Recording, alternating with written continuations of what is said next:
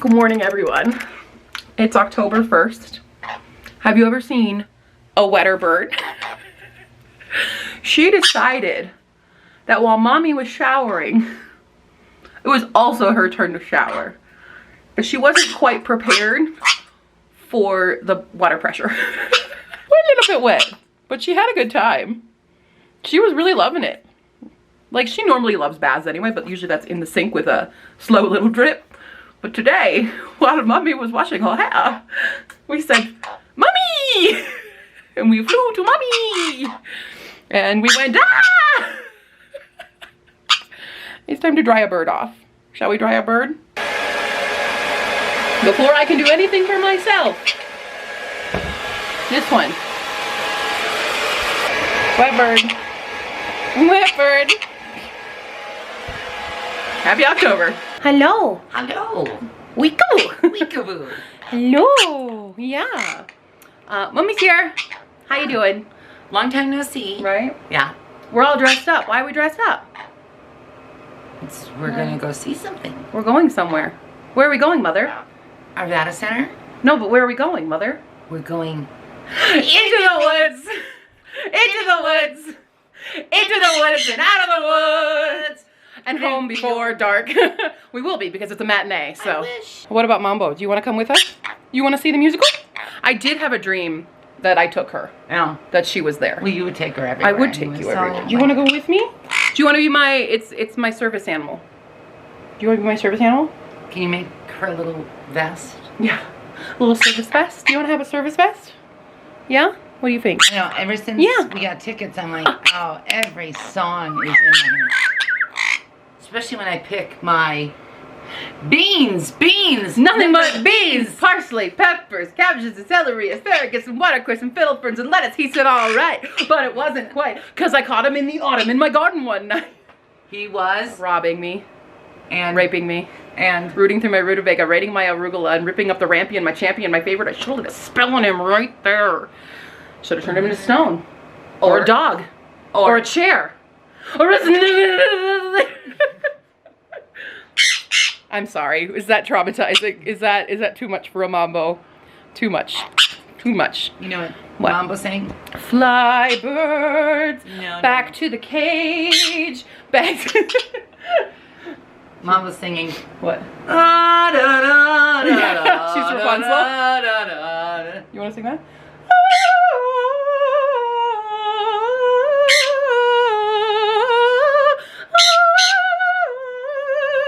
Ready?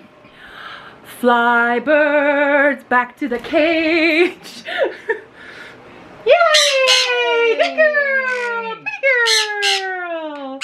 Good job! Weekaboo! Yeah. Pretty girl!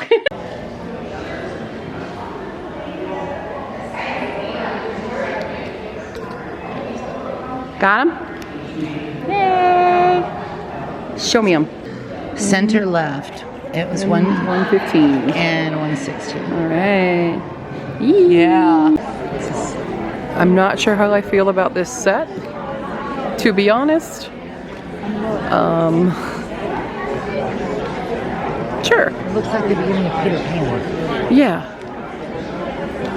Like, I know they said they were doing something a little different with it, but I'm a little skeptical. Yeah, I know. That's what I don't like about it. I don't like them altering it. My house was not a mess. I wish the car was full of milk. I wish the walls were full of gold. I wish a lot of things. Okay, hello. We are out of into the woods. We are out of the woods. Now, what did you think, Mommy? It wasn't agony. Just a little bit, though. Just a little bit. He did miss the whoa. His whoa was very tame, and it should have been a whoa. And the witch could have used a little more cadence and timing. She lost the key in Last Midnight, just for a brief stanza. She did lose that, but overall she was really good. But they rushed so much. Like a lot of the dialogue, and well, they didn't let tonight. They do, but like that doesn't matter. Every single performance is important. Because just because your audience is doing a matinee does not mean they are not worthy of the actual full performance. That's true. Okay, but there was a lot of rushing and not letting the comedic moments breathe a bit, or some of the notes breathe a bit. But again, I don't know if the orchestra was live or not. We can't tell. We can't. There was no visible orchestra, so I don't know if they were doing this based It's a little on. creepy at times too. You know what I mean? A little creepy. It's okay. Yeah, having Little Red Riding Hood on stage during the adultery scene was a little weird. A little weird. And then they did the wolf, who was great. Like, the guys who played the princes were great. Yeah. But he was a little rum-tum-tugger, like new rum-tum-tugger. I do have many a critique. I enjoyed it. Do you enjoy it? And I wish the time, like, Jack's mom overall did good. However, her one best line ever is the "That's okay too" line. Didn't deliver quite as good as it could have been. Okay? It's the, "Oh, I have no children. That's okay too." Yeah. They didn't let any silences breathe. And I feel like such a drama teacher saying, "Let the silence breathe," you know? But they didn't let that happen, and it kind of took away from the comedy of it a bit. So, well, but overall, it was a good performance. It was still, it wasn't horrendous, so at least there's that. And the way that they interpreted Rapunzel's prince being Lor Farquaad ballet was fantastic. Probably the best thing about that whole bit. It's very Potter sequel, Lucius and Draco Malfoy. Let's just say, yeah, that all of that, very much that. Pointy. Any other thoughts? It's hard when you know what you like and you've seen the best. We've seen the best. No one can beat the best, the original with Bernadette Peters. It's impossible to do that. Yeah, but they did well. Did a decent job. Good job. Were they better than my cast? Okay, as long as my cast is safe, even with us all suffering horrible illness. She had strep.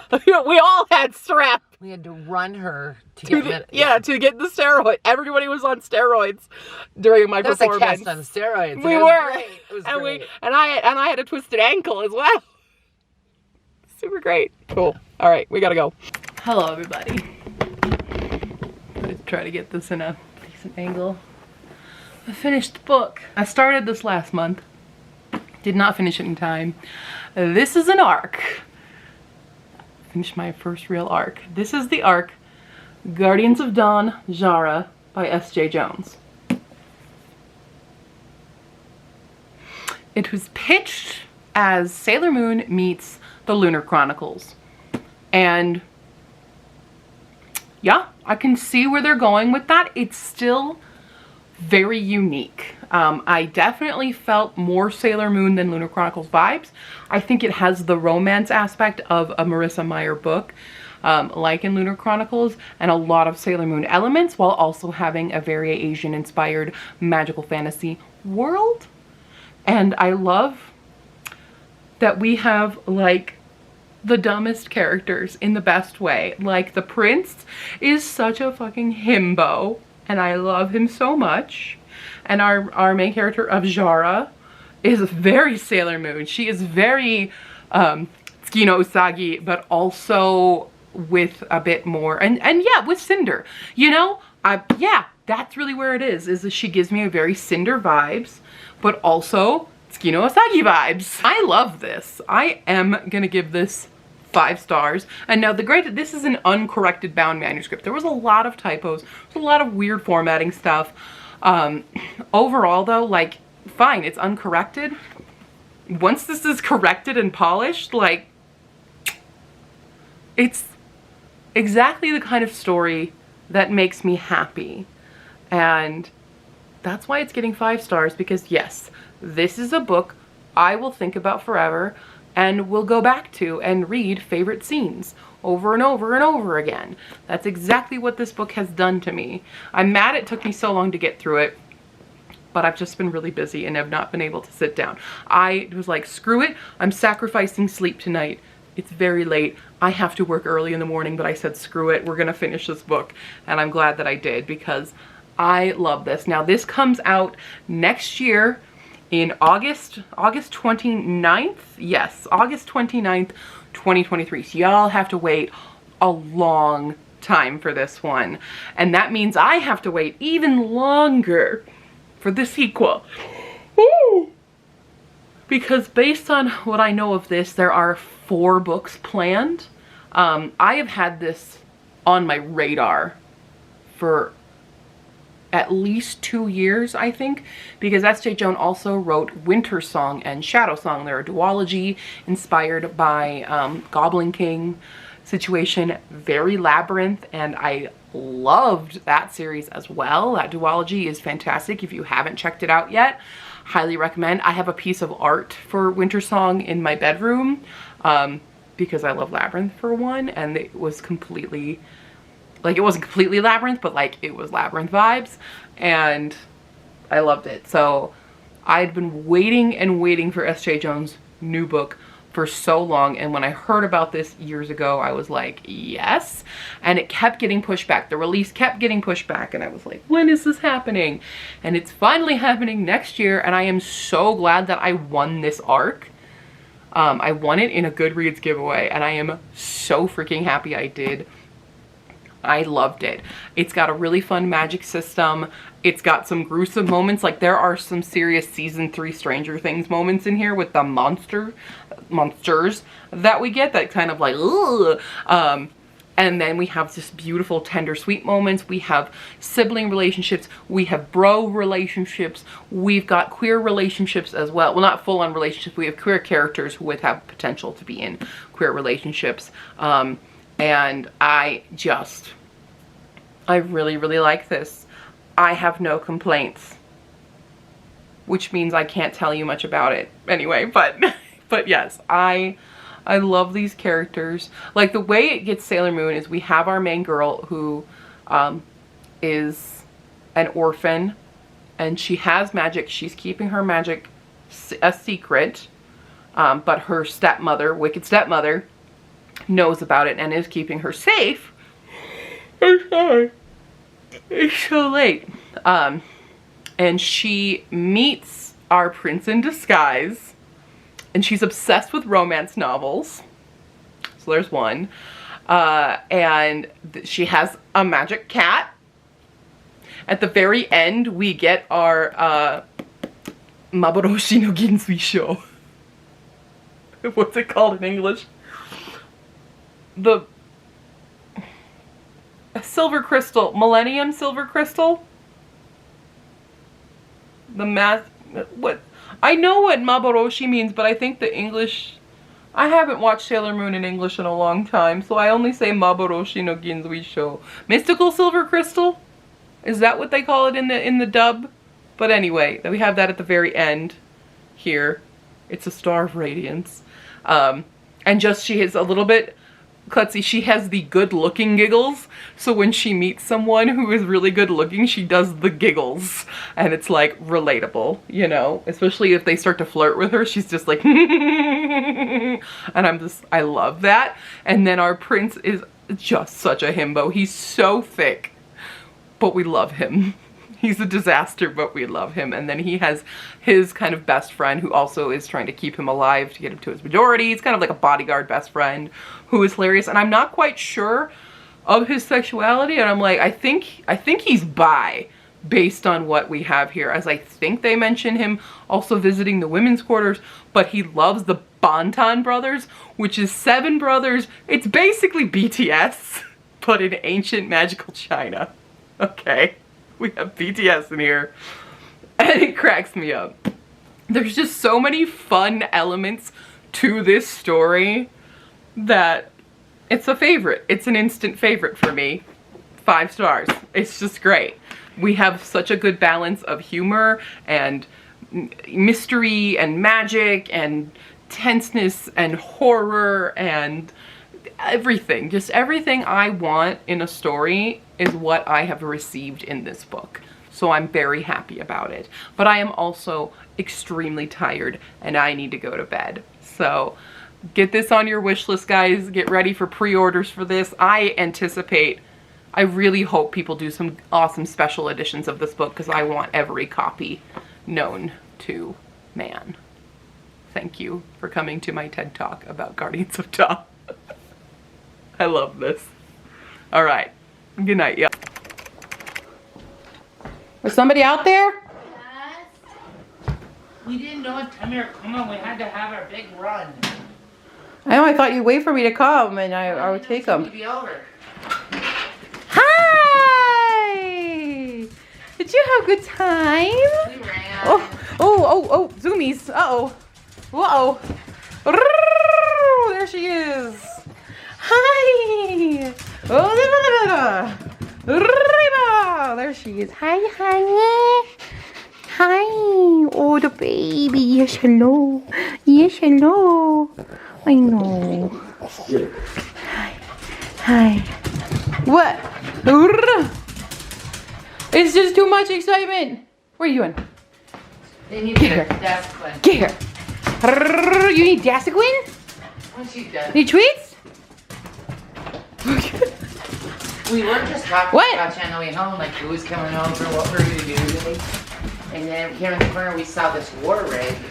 I know that car. Oh no, yeah? You know my car? Hi, Goofus. Hi, Goofus. Yes. Happy? Happy? Should we have Dasequins? No, just do this for now. What is that? It's a piggy. No, that's not for you. Get the piggy. What is that? You did that to the piggy. What? Kill the piggy. Piggy. Bye, I love you.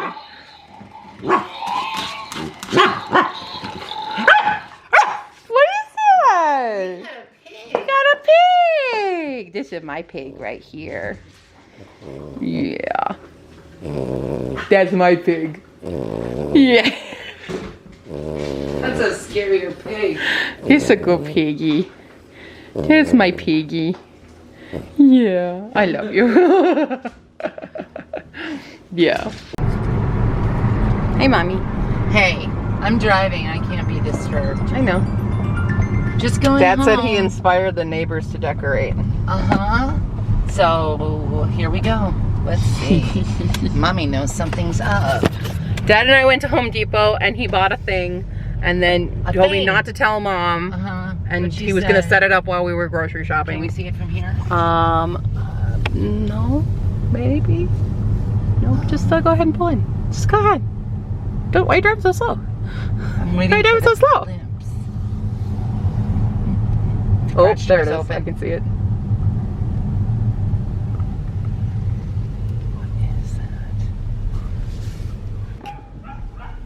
What do you think? Oh, that could be up all year round, huh? Yes, it could. Got me a puppy? It's sheepdog. You love sheepdogs. I don't own a sheepdog. That's what I told him part 2 was. We have to go get one now. Oh. Don't you love it? Don't you love it? Well, who wouldn't? I mean. Are you proud of yourself?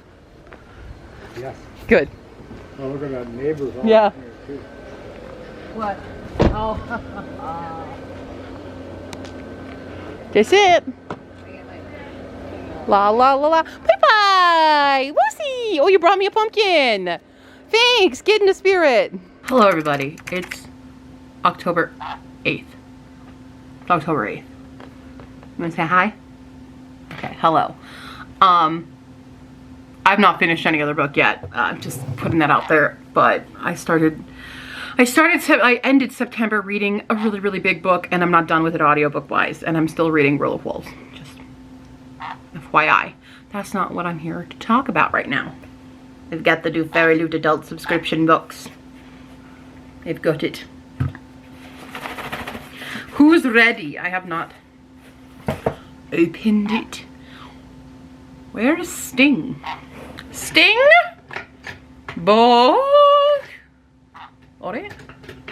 Wait, where is Sting? Sting! I found him.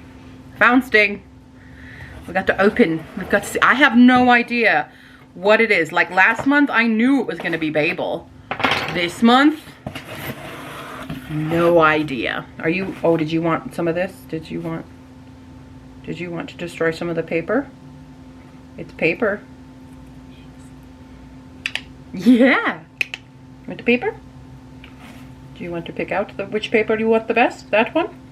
No? This one? Maybe? No, maybe this one? Maybe, oh, that one's a good one. They're all paper. It's all, do you want the paper? You want the paper? Do you want the paper? I don't even know what the theme was. And there's no theme cards in these, so I totally... Yes?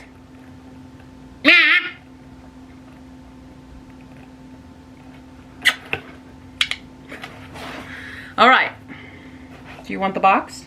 Do you want to be in the box? Do you want the box? Do you want to go on it? Sometimes she likes to go on the side of boxes. Oh wait, I think I do know what this is. I think this is Spells for Forgetting by Adrian Young. Wait. I think it is. Here we go. Oh, she just pooped on me. Great job. Yeah! Small Town Secrets. It is Spells for Forgetting. It's got sprayed edges with these little like firework stuff. I don't know if it's focused well, but it's beautiful. Ooh! Ooh! I have to put the signature in. But we've got some beautiful art on the end pages here. We've got some foil. Little house in the woods foil there. Ooh, baby. Ooh, baby. Oh, and then we got end pages again on this side.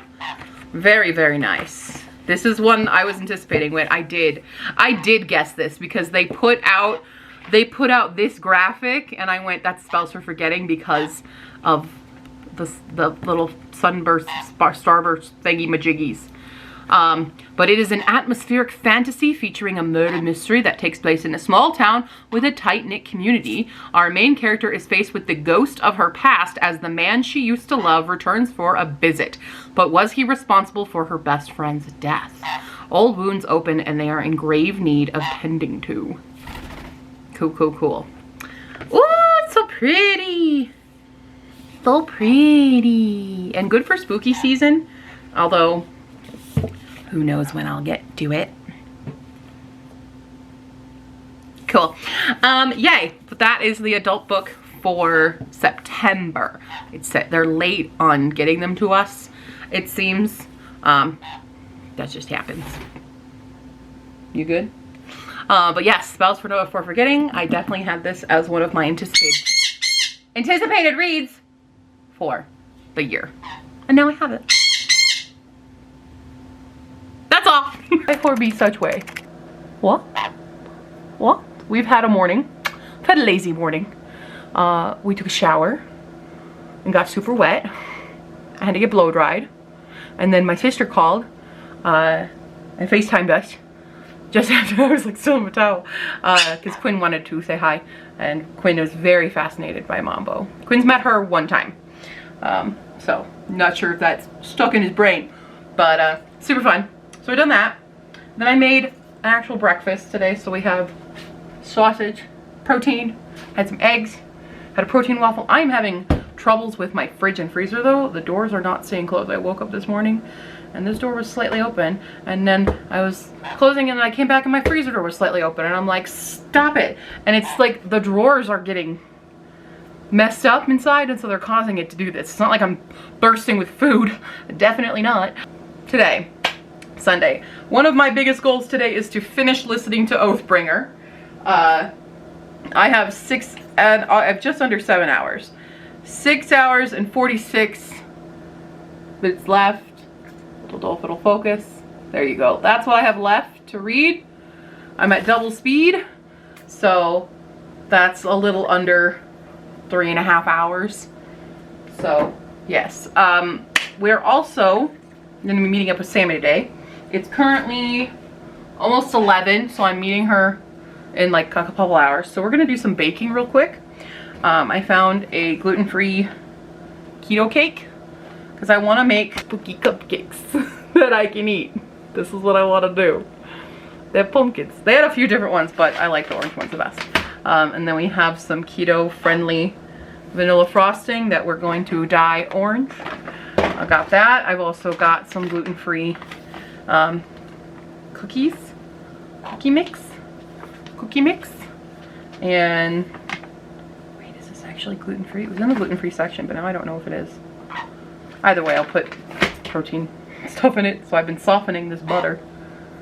I don't usually use butter a whole lot, but it's required for a lot of things when you're baking. Is baking a great idea right now? Probably not.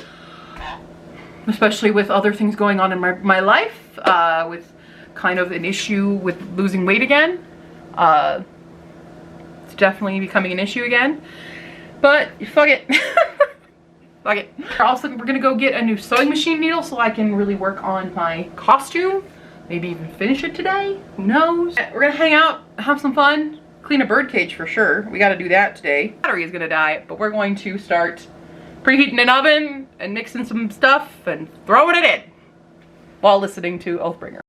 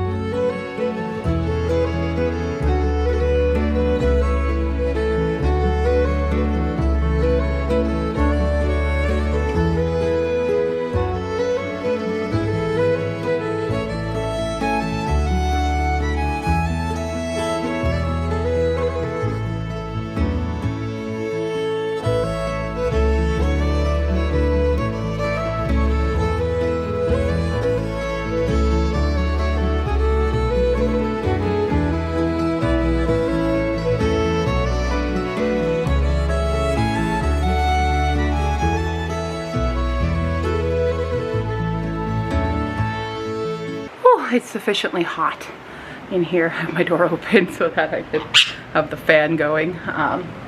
We just cleaned as well, so we have everything baked and just kind of cooling down.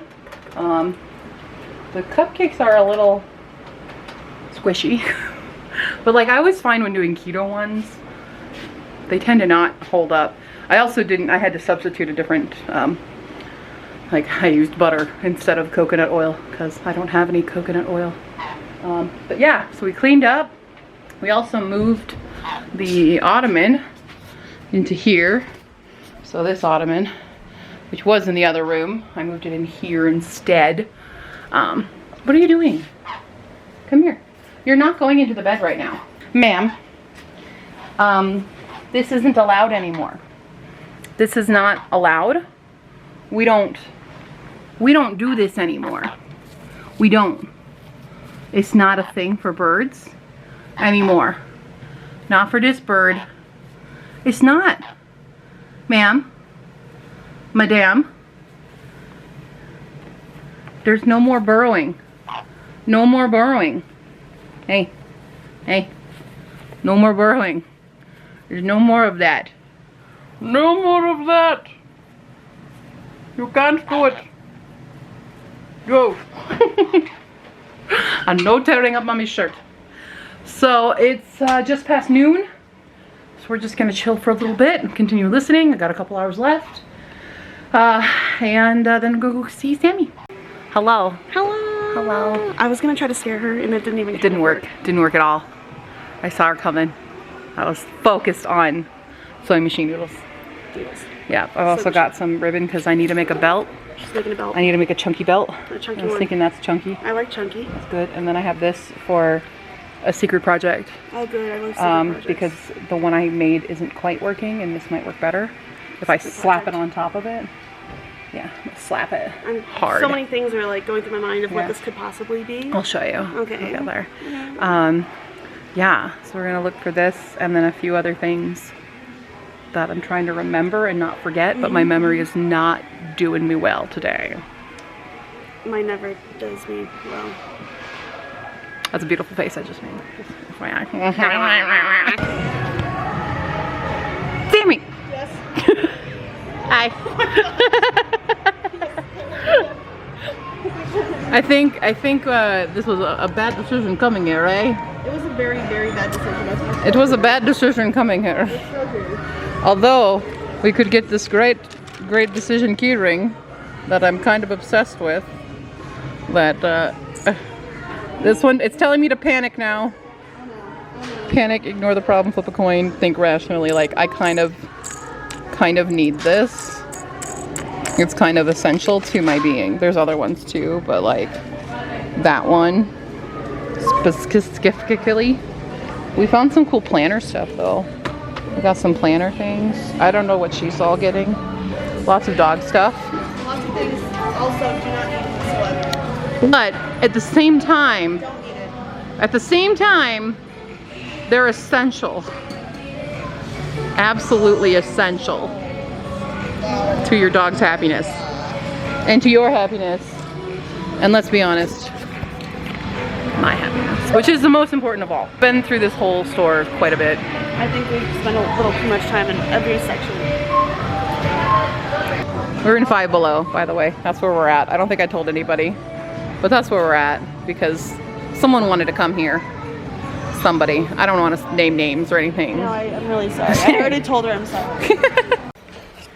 Hello everybody, we are home now. Got this, she has been tearing down my hair when I put it up in this clip.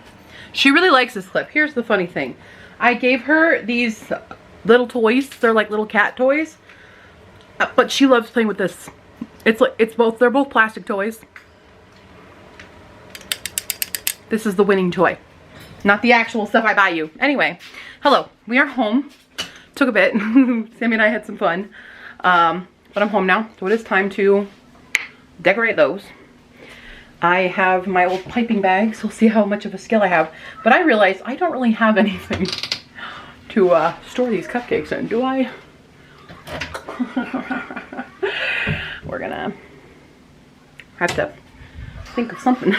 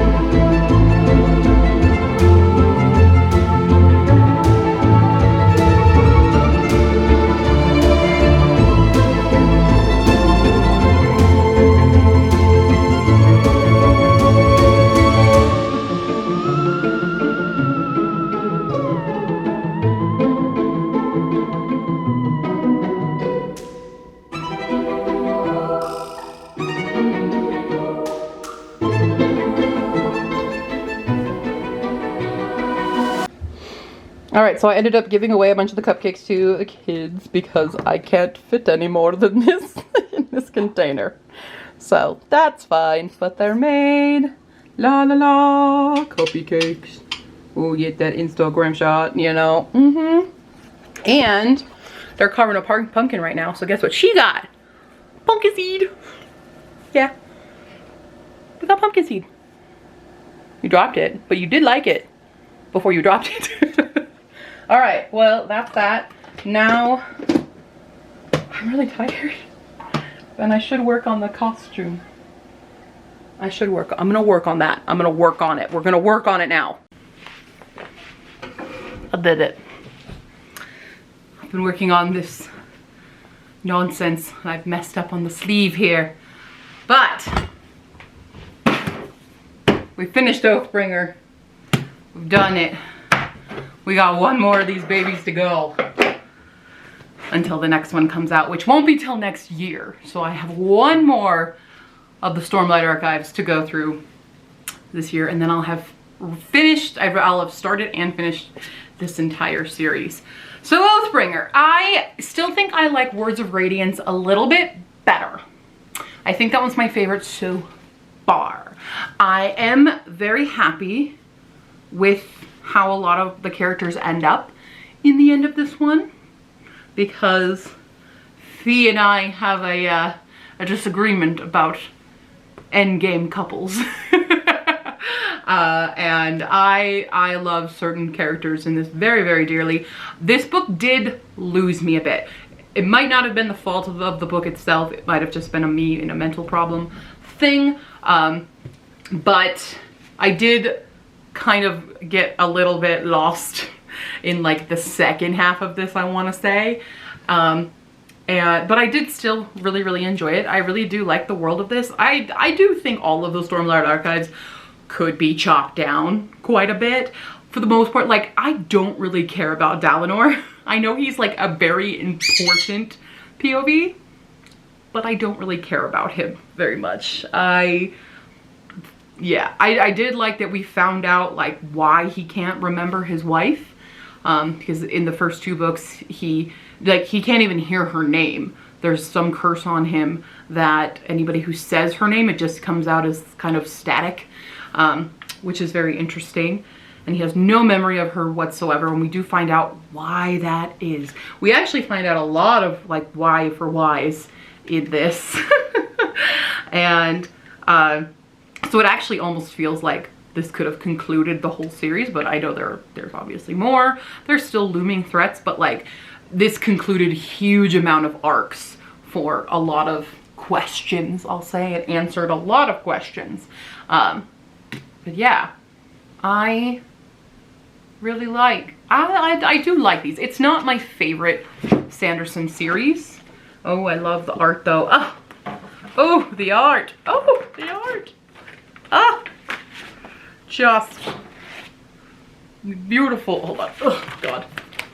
The art inside here, so pretty. What's on the other side? Oh God, here's all the, oh, it's so pretty. Very beautiful. Very beautiful. Indeed. I don't know who's who though, to be honest. Is that Navani?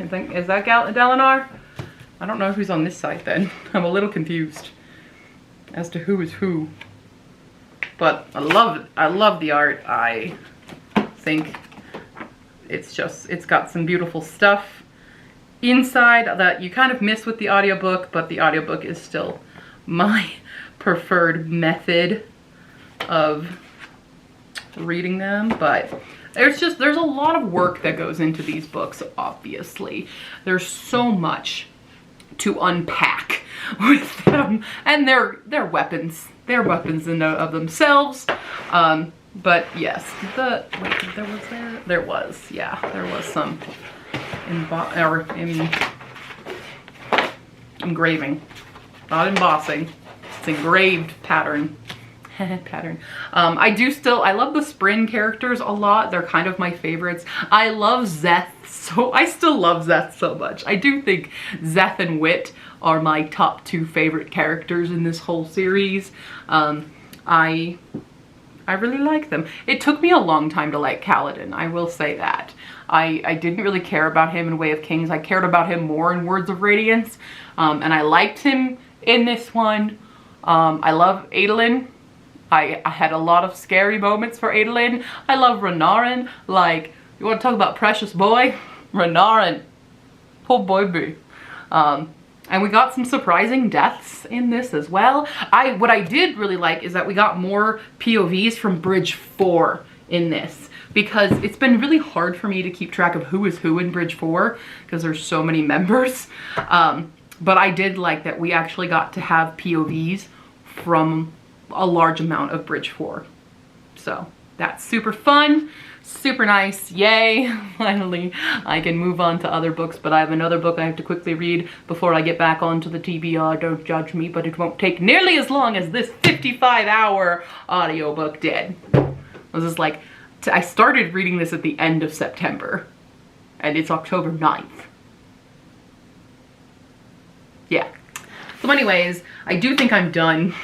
I'm frustrated with this sleeve, so we're gonna leave it for another day. I've also got like a pain in this shoulder from doing this. So we are going to do something else tonight. Cool. Hello everybody. It is, hi, October 11th. It's October 11th. And we have finished listening to Elektra by Jennifer Saint, one of my most anticipated reads of the year. I read Ariadne last year, loved it. I did like this. Not as much as Ariadne. And the thing is, I don't think this book should have been called Elektra. I think Clytemnestra should have been the title, the titular character. We have 3 POVs. We have Elektra, Clytemnestra, and Cassandra, the oracle that no one believes. And I related the most with Cassandra. I'll say that, but her story ends earlier than the other girls. I will say that. The thing is, these are supposed to be like feminist retellings of, you know, the myth. So this is during the Trojan War, and the battery's going to die. I'm gonna try to get through this quickly before it does. So it's through the Trojan War, and through all of it, Elektra is the daughter of Clytemnestra and Agamemnon, and Clytemnestra hates Agamemnon, as we all should, because he's a dick, who sacrifices Iphigenia, his daughter, his eldest daughter, for the war effort kind of thing. And when he comes back, there's betrayal, and Elektra's mad, and Cassandra's captured, and also still not, like, you know, she's got the problem by being cursed by Apollo. So they all have these, you know, very different storylines, but I kind of hate Elektra. I kind of hate her. I think she's kind of a brat who sucks. Like, the amount of defense she has for Agamemnon is frustrating in this for me, and so I don't really sympathize with her, because she's just kind of an ignorant idiot who doesn't see that her father is a monster. And yeah, it's just a weird way to go about the retelling, in my opinion. I still liked it. I think as a narrative it worked really well for all the women. Giving us more insight was great. And I really like Cassandra. I understood Clytemnestra. I just was less compelled about Elektra because she's an idiot. So I did still really like this, but I do like Ariadne much better than it. So I am excited to see what other books Jennifer Saint will come up with. But yeah, I think Clytemnestra really had the main narrative. I would have liked to kind of follow her more and maybe have Elektra or as a side character, because I don't think she was necessarily worthy of full POV, or at least not worthy of the title. But I guess Clytemnestra is a very long name. But, you know, whatever. So there's that. That's my review of The Battery's Going to Die. Now we can get back onto the actual TBR. Hello everybody. It is October 12th. I worked from home today and it was a stressful day, but I did manage to dye my hair. Not that it looks all that much different, but it is. It's a light auburn now. Hello, so yes, it's October 12th. No, I have not finished another book. I am doing really, really bad. I was thinking I would listen to a book all day today, and that didn't happen because I got bombarded with some other stuff. So that did not happen. However, hello. Last night, I went to bed going, okay, we're going to get a bunch of stuff done tomorrow.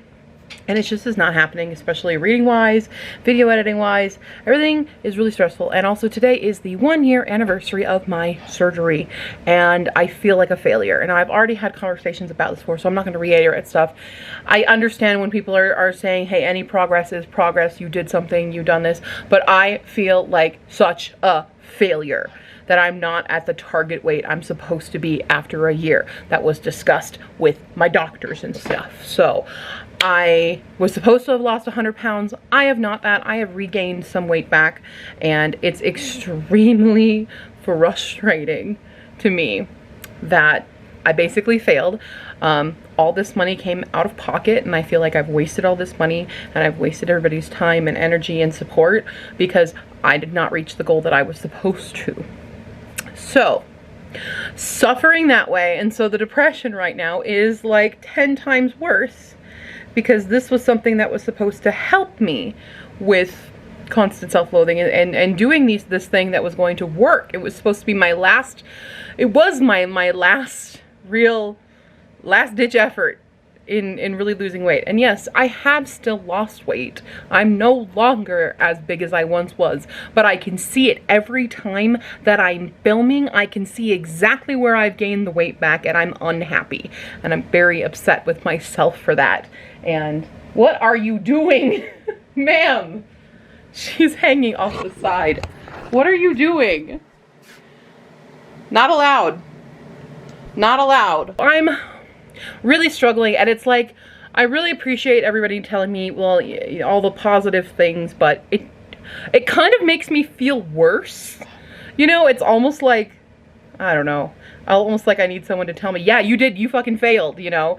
I know everybody wants to be supportive and stuff, but for me, sometimes the support side of things feels patronizing, you know, like they're just trying to get me to shut up about how I'm feeling and not want to hear about the sad stuff. But right now I'm sad, okay? I'm sad and I'm upset and I'm mad at myself, and I'm kind of always mad at myself, and I want to know, when will I reach a point in my life where I'm not constantly hating myself? You're not helping either. Okay, when I said I wanted someone to yell at me, I didn't mean like that. Okay, that's a little shrill. Anyway, yeah. So that's just my mindset right now of just being the absolute worst person in the world. I'm not. But I'm also right now writing my nonfiction, and I'm admitting a lot of really uncomfortable truths about myself in this nonfiction, and I'm very scared to release this book. This short story, I'm really, really scared to, because it's talking about my asexuality and stuff and my discovery through it, but it also delves into a lot of darker parts of my history that are very uncomfortable and are heavier emotions. And a lot of the stuff in there makes me also hate past me, because past me made super stupid decisions that ruined relationships, that ruined friendships. And I'm writing about this, and I'm like, everyone who's gonna read this is going to hate me.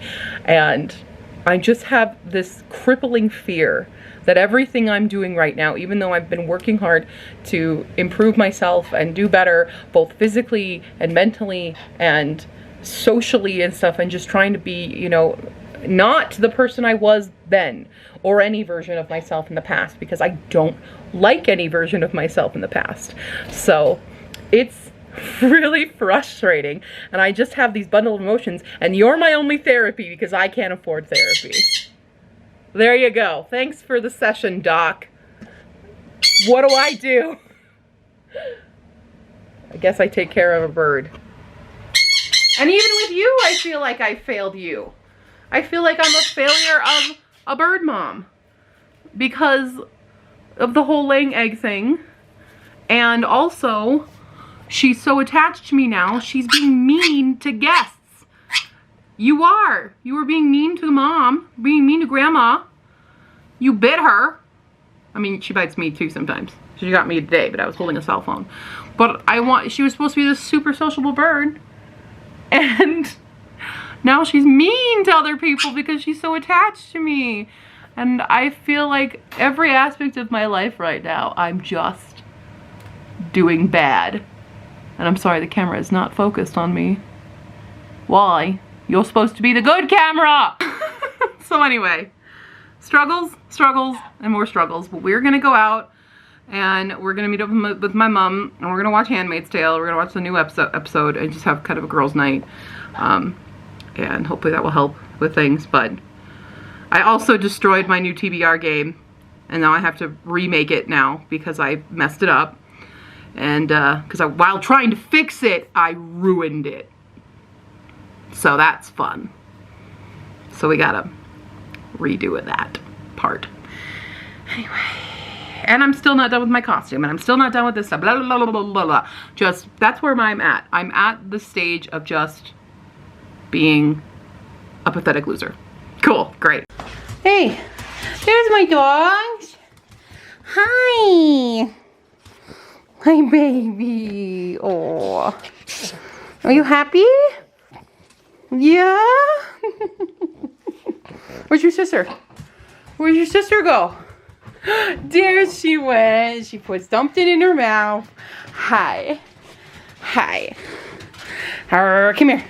Ready to do the thing? Where's she?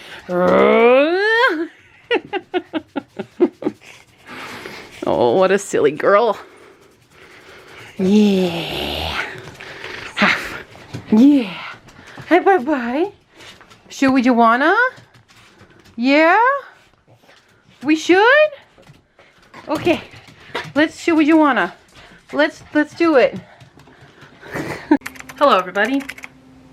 It's October 14th. I haven't filmed in a bit. I've been busy with stuff.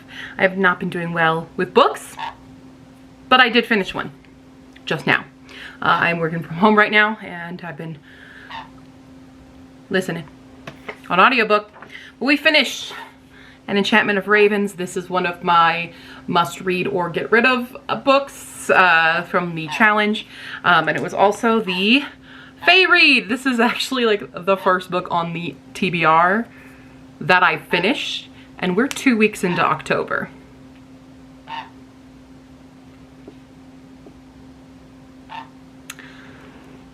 Yeah, so doing super great. I just haven't had time to sit and read, especially the physical reads and the audios. I've just been dealing with people that I can't just do it. So anyway, this is Fae. This is a Margaret Rogerson. This is Margaret Rogerson's, I believe, her debut. And I love it. I just love Margaret Rogerson. She is a top tier auto-buy author for me now. I love her writing style. I love her characters. I love her romances. I love her fantasy worlds. Exactly. Loved everything about it. Normally I'm not huge into fairy stories. Like, I love fairy tales, but like the actual fae. Because sometimes I don't really necessarily enjoy the rules of the fae. But I did like how this was portrayed. I'm always intrigued. It's weird because like I do like the fae, but there's so many different ways people do them that, but then there's, I don't know. I have a weird relationship with the fae that I cannot articulate right now, but I did like how they were portrayed in this. However, the ending of this is where I'm kind of taking a half star away just because I need to know more. How this goes out, because there is a huge kind of problem for them. I don't want to spoil it because everybody should read this book. It is a very quick read. It's only 300 pages.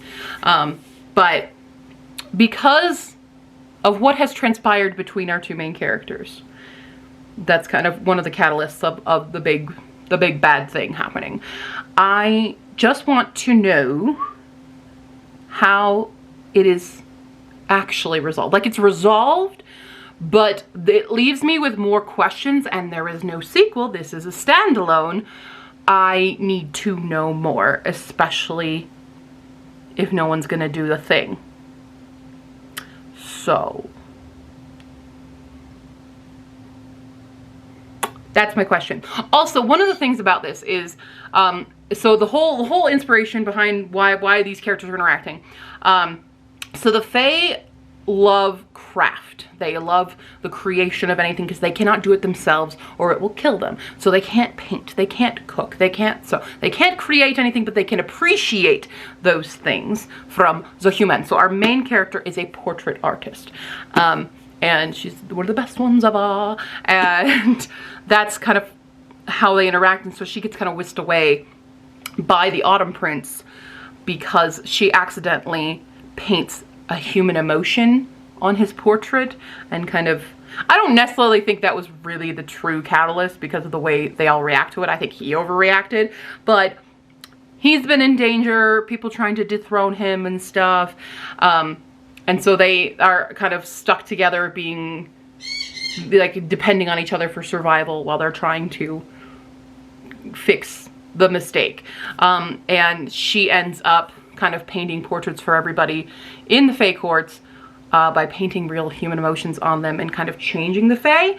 So there is some changes happening with the Fae, and I want to see how that progresses and how she continues forward and how they continue forward through everything, through the changes of stuff. And just, I'm very confused as to how we end in this story, because if it goes one way, it's extremely tragic and sad. If it goes another way, it's happy ever after, and I would like the happy ever after.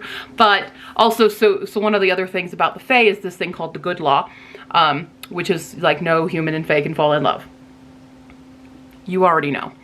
Or at least they cannot act on those feelings. They can't it can't be mutual love. Like a Fae can love a human and a human can love a Fae, but they cannot both love each other, kind of thing, lest they break the good law. And, but the thing is that I don't get is, so the Fae are supposed to be like just these very selfish, unable to experience the right emotions because they're so callous and stuff. They make imitation of emotions. How does a Fae actually fall in love? And if a human were to be turned into a Fae, which happens to another character, or already does, she meets a Fae who was once human, why do they not get to hold on to their own love and emotions and stuff like that? They can't hold on to the craft, which I get, but why is love so dangerous for them? Or why don't they experience it? And why is it forbidden? It don't really necessarily make sense to me, so I would like to know more. I'm sorry, Mambo is insane. She's in a mood. She's in a mood today. I disturbed her slumber because she's been doing a lot of nippy napping, just napping in the shirt here, and I woke her up. It's my bad. So anyway, loved it. First one done. Oh God, how many more do I have I have like 12 more to go. I rolled 11 and then I had to add the indie and that. I'm still reading Rule of Wolves. I just cannot sit down and read. I am so busy. There's so many things going on that detract from me being able to sit and read. So hopefully we'll be able to do more of that, but I'm gonna fail. I'm feeling that I'm gonna fail. Luckily I do have a veto with a punishment reward still, so I might end up using that. But I don't know what it is about October, but October becomes, as a highly anticipated a month for me it is the month that I am like always pretty bad for reading. I think almost every year in the past, I have just had the worst slump in October, and I don't understand why that is because it's my favorite month. So, some of that. Okay, anyways, I gotta get back to work. Bye! Good morning, everybody! How poofy my hair is. I slept in curlers because I wanted to experiment. I slept in these guys, and this is the result. This is it. I brushed them out, and I'm from the 1930s now. That's what my daddy said as I FaceTime my phone. I'm also like country singer, so I don't know. And this is how I'm gonna look for my interview. I don't know. Anyway, last night we finished another book. We read it in a day. We read Black Beauty. We did it. We read Black Beauty. It's fun. It's cute. I liked the first half of it more than the second half. It kind of lost me in the second half. But yeah, I don't really have much to say about Black Beauty. It's a classic.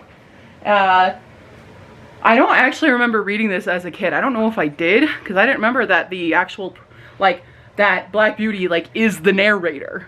I thought it was, like, some kid with Black Beauty, but maybe I'm just thinking of all these other Disney Channel original horse movies. But yeah, Black Beauty's the actual character. And I think it's a lot about, like, proper horse care, for one. And, yeah, just the lives of horses. But it didn't really feel like it had, like, a full plot, I want to say. Like, it was just kind of like, this is Black Beauty's life. And, Black Beauty's and Ginger's. Ginger's a cooler character, in my opinion. But it's fine. I don't know. Yeah, I don't really have much to say about Black Beauty, other than I read Black Beauty, and it's Black Beauty, and that's it. I can't take much from it, so this is one of the shortest reviews we have, right? Wow, wow. Do not climb up this hair. You will not get out of it, babe. You will get so tangled in this hair right now. Okay? So anyway, we have to drive. We are going to my local author showcase in Woodland Park. So it's like 2 hours away. So we gotta go. Bye. Actually have somebody going through it. They might hit more of it, they might miss more.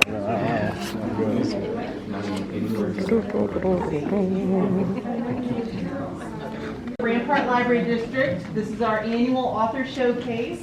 We have all variety of authors here. And we're going to let them each talk about their materials, their writing process, publishing, and after everyone's had a chance to talk, we could do a question and answer session. And then if you'd like to come peruse and talk to them personally and purchase any books, you're welcome to after that, okay? Thanks for coming, guys.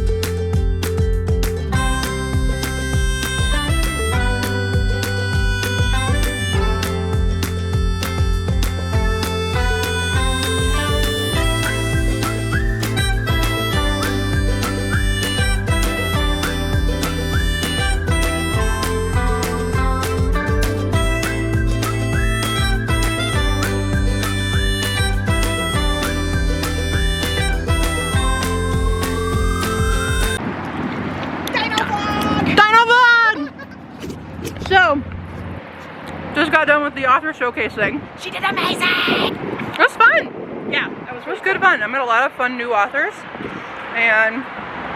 But across the street from the library, there's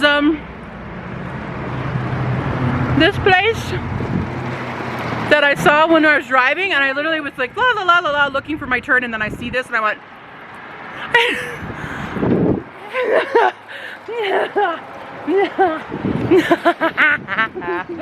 Ian, why is Ian not here with us right now? Ian, we're here. You're here in spirit. Yes. Here in spirit. Hello, friend. He's a woosie. He's a woosie dog. He's a good baby. Oh, he's a good one. A little something there. A little something, something. Yeah. Oh my God. Okay, it's really windy. Let's go inside.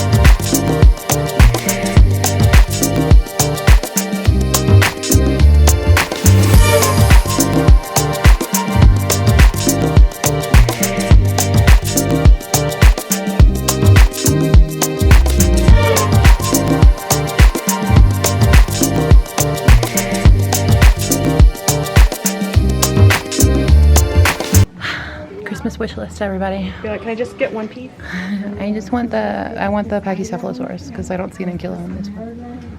I'll take Pachy. You need all these though. We've got a lot of representation of the hadrosaurs here. Yeah, yeah. Also, I found a book. No surprise there. Hello, hello. We just had foods. We are full of foods. I have so much food left over. Me too. But it's good. It was really good. We had a good times, yes. We saw dinosaurs and now our tummies are full. Yeah. Now I get to drive home for a good long while. Yeah. And maybe go stream.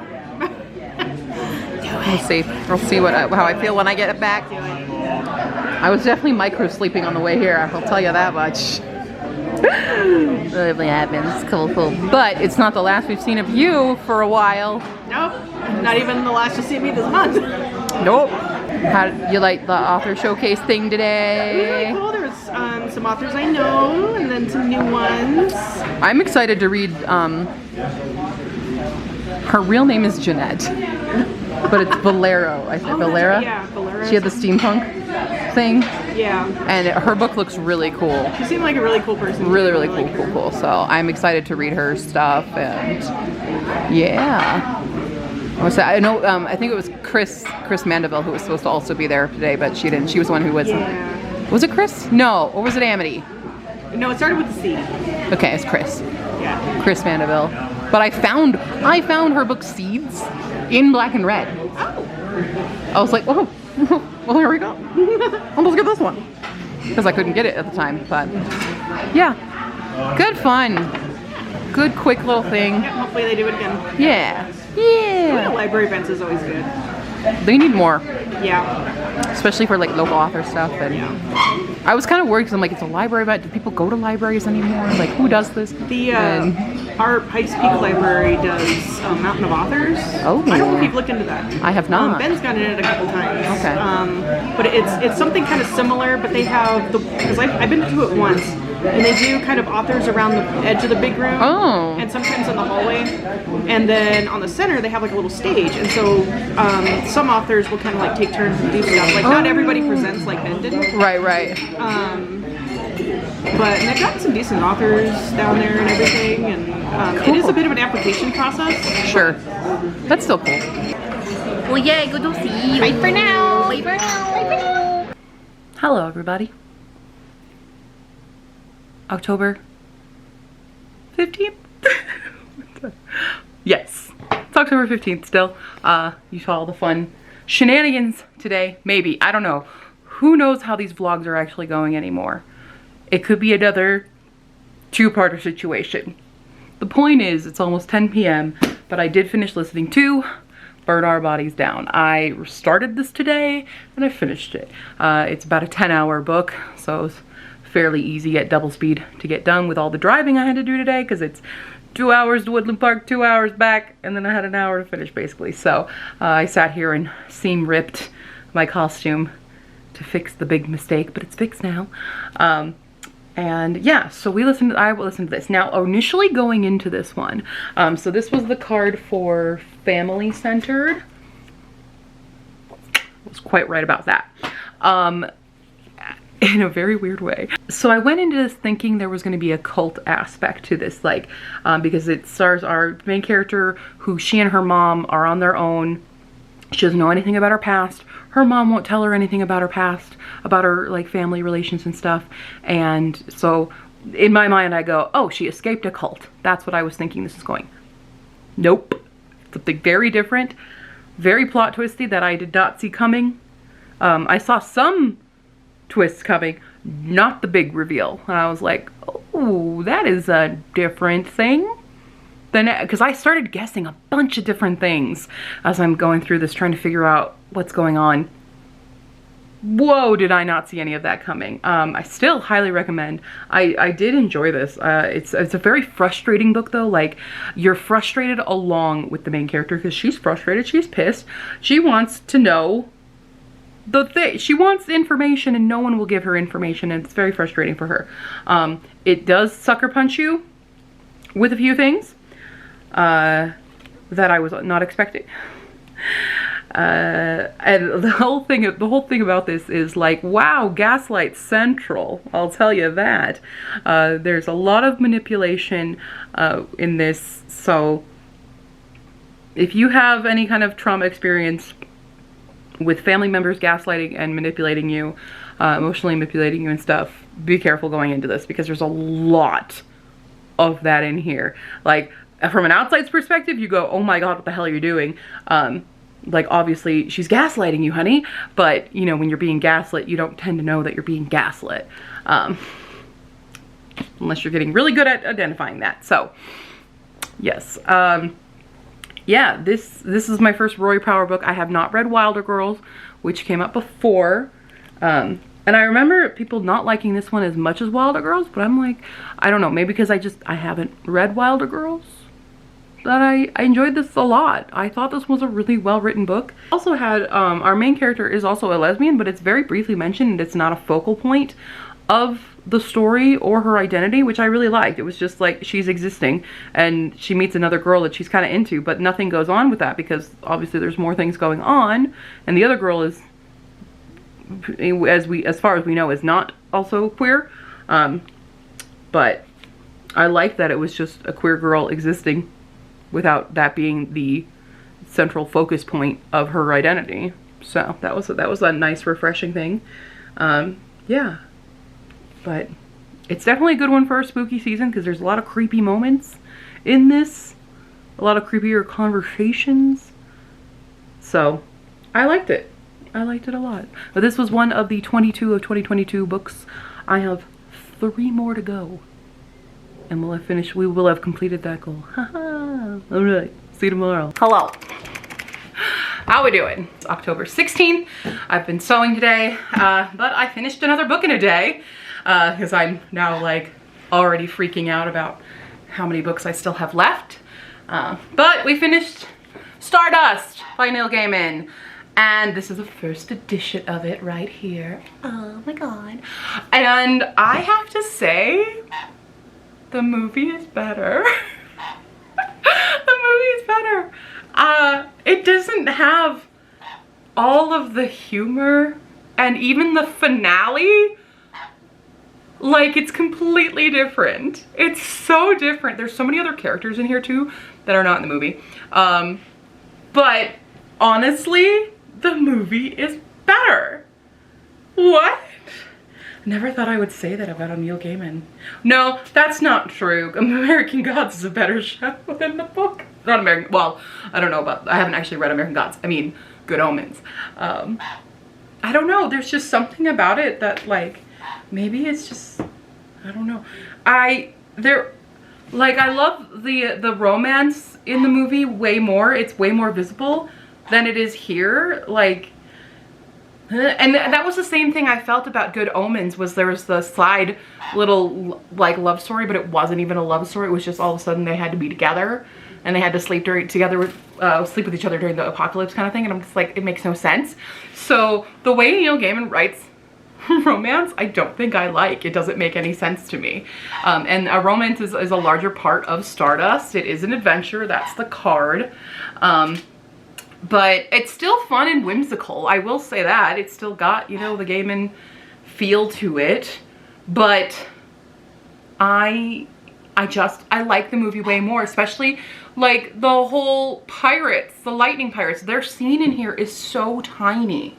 It's so small, and it's so much better in the film. Even Septimus's whole role, the witch's whole role, like, they're not really as featured in this.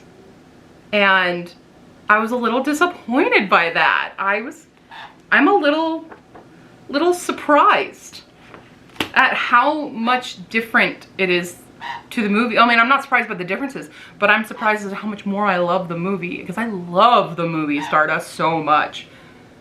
And it fell flat. It lost a lot of the things that, a lot of the motivating factors that you see in the movie are not actually present in the book. So it's very strange for me. I'm very weirded out, Mambo. This is a weird situation where I thought this was going to be like one of my all-time favorite books, and it's just not. It's like, it's fine, but the movie's better. It's the rare category of when the movie is better than the book. Huh. So that's Stardust. Ta-da! Hello everybody. It is October 20th. Sorry, I look like this. I've been working today. We're off. It's almost 5 o'clock. We're about to do a stream. It's like sprint stream. But we did finish listening to Age of Ash by Daniel Abraham. This is a new release this year. I was excited about it. It's a high fantasy, sort of. It's like, I would say it's a mid-fantasy. It's about thieves and a mystery behind the murder of our main character, Alice's brother. Why? Why do you want to be on the counter? Why? You just want to, she really likes to be on the counter. I don't understand why, but she does. Anyway, so I am sad to say that, well, I can't say like I didn't enjoy it because I enjoyed parts. My brain was not prepared for this book. Do you want to come here? Now you want to come here. Okay. I was too distracted while listening to this, to be honest, so this is totally my own failing at this point. If I had put more brain power into it, I probably would. Goes the battery dies while I'm talking. But anyway, like I was saying, if I had been able to put more energy into the concentration of reading this book, I probably would have liked it a lot more. I don't have anything wrong with it. I just didn't connect. It wasn't one that I was able to, because a lot of the times I listen to all of these books while I'm working, so while I'm doing all this invoicing and stuff, and I guess I was just too zoned in on my invoicing that my brain couldn't pick up the stuff in this book. So I mean, I don't really do rereads because I just have too many other books on my TBR. There is a sequel coming out. It is the start of a trilogy. But also for the parts that I did pick up on, I don't think I really connected with the characters as much as I wanted to. Like the whole mystery of like who killed her brother, I still don't even know. I know they revealed it, but I wasn't paying attention, so I don't know. So I will give this one 3 stars. Just because, like, it didn't do anything horrendously offensive. It was fine. I can't tell you really what happens. I know some of the characters' names. I was kind of thinking there would be a sapphic romance between 2 of the characters based on their interactions, but that didn't happen. Or maybe it did and I wasn't paying attention. But, yeah. So, I liked it. It was one that I just, like, randomly heard about. I don't even remember how exactly I heard about this book and put it on the TBR, but I did somehow. I think it looked cool enough, but yeah, I didn't connect enough with it. That's all I can really say about Age of Ash. So it will be probably unhauled, going up on the Pango. So if high fantasy, mid fantasy, kind of a lot of heisting and secrets and mystery is more your style, check it out on my Pango shop. But for now, that's all I have on that one. Anyway, that's it. I'm really bad at my TBR right now, especially my physical TBR, because yes, I'm still reading Rule of Wolves, but I hope tonight I will finish it. That's my goal. Tonight is to finish Rule of Wolves. We'll see. Hello everybody, it is October 21st. We are currently setting up for Mile Icon. I'm really, really early, but I wanted to be so that it would be chill and I could read. That's my plan right now, because I have yet to finish Rule of Wolves. But this is my current table setup. I'm waiting for Ian because he's going to bring me some stands so I can post a few things. I would like this to be sitting up top there, but this is my entire stock of Ashport right now. I do have a bit more of Phoenix and Causeway, but for box sets, that's it. That is all I got, so that's fun. Yeah, got everybody here. I went to King Soopers and did Halloween candy, you know, because it's spooky time. So there's that. We have the new banner. The new banner is up. You guys can scan the QR code. But yeah, so now we're gonna read. Also, hi. Hi. Hi. Hi. Hi. I can't remember my password. Leave me alone. I didn't film anything already today, except for like me setting up. So hi, we're here, and it's done for today. Here and done. Here and done. La la la. Hi bye. Guess we can kind of start. So hi, thanks for coming to my AuthorTube panel. I'm Stephanie, but I am known as Cordy on the internet. I am an AuthorTube / booktuber hybrid. I post videos every Fridays, and I make content all about books, both in reading and in writing. I've been doing YouTube since 2007, I want to say, but I did not start as an AuthorTuber, booktuber. I had lived in Japan for a long time, and so I was vlogging about that. So my old YouTube name is Nippon Q. Everybody on the internet called me Q, so when I rebranded into AuthorTube, that's why I kept the Q with the QWERTY, which is another pun. If you don't get it, it's because of the keyboard as the QWERTY, and then I'm very wordy, and I'm a nerd. Aren't you also Eugene Chichi? No. I'm not that at all, and never will be again. Those days are over. Those days are, that's high school, that's long over. Hello everybody, it is October 22nd. October freaking 22nd. I finally finished Rule of Wolves. We've done it. We've done it. It took forever to get through. Not any fault of the book. It's a good book. It's a long book. I've just been really busy this month, but I finally have finished. Did you poop on me? You totally did. So we've read Rule of Wolves now. Stressful as hell. I'm really mad at one particular death in this. I am a little confused by how it's wrapped up, but however, now I know confirmed there's gonna be a Six of Crows 3 based on that ending. There has to be. We have a new heist, ladies and gentlemen and non-binary nobles. We have it. It's coming. When is it coming? We don't know, but guaranteed there will be another Grishaverse book. This is not the end of it. I did really love how a lot of the stories ended up. I am a little irked by the way Nina's story ends up, because I just see this falling apart, right baby? Yeah.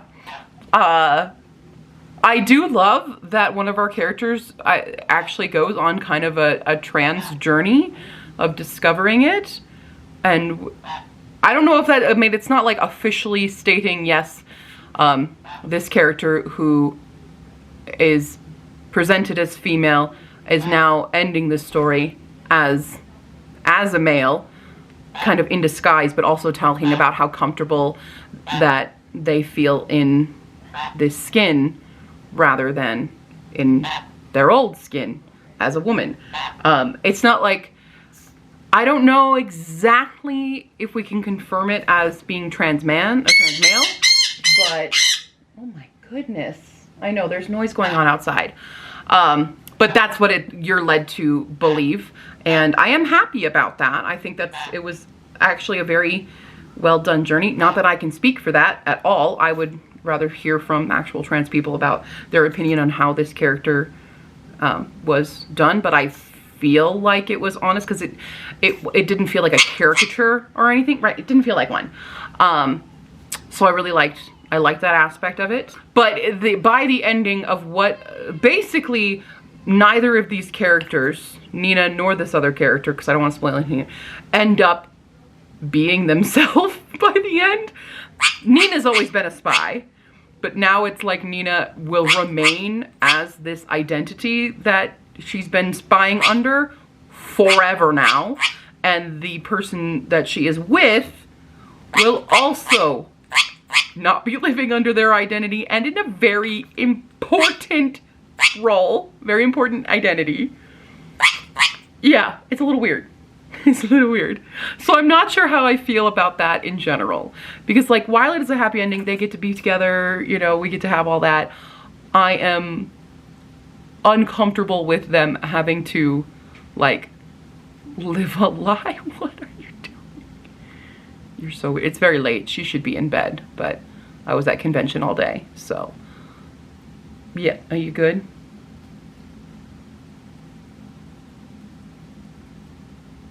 You good?